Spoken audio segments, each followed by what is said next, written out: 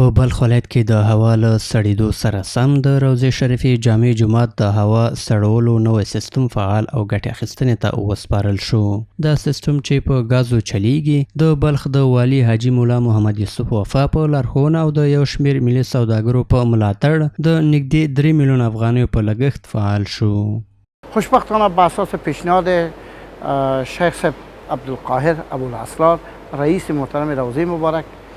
تاییدی مقام محترم ولایت در رأس حاجی صاحب وفا صاحب والی محترم ولایت بر شخص دلسوز و وفادار به آرمان‌های امارات اسلامی افغانستان این موضوع را پیگیری کرد در هماهنگی با تاجران ملی، خاصتا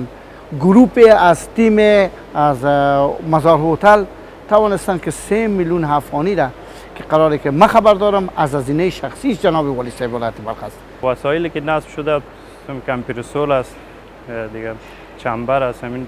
توسط گاز آب سرد میشه و بعضی پکهایی که در بام نصب است توسط از هم سردی را در مسجد انتقال میشه. د دغه جامع جومات کلتوري مسؤل وایي چې د یاد سیستم په نصبولو سره به د لمونځ کوونکو ستونزې حل او د دوی لپاره به د عبادت کولو مناسبه او آرامه فضا رامنځته شي. زمینه خوبی را وقتی که اینجا میان به عبادت صرف میکنه یا مصروف میشن او را برشان زمینه خوبی را مساعد میکنه، یعنی اذیت از بین میره، کاملا میتونن در وقت عبادت در فضای بسیار راحت به فکر آرام در فکر معنویت به دربار الله خود به عرایض خود بپردازند. د یادونې وړ ده چې د روضې شریفې جامع جومات د هیواد یو له لویو جوماتونو څخه شمیرل کیږي چې په یو وخت له 2000 څخه د زیاتو لمونځ کوونکو ظرفیت لري.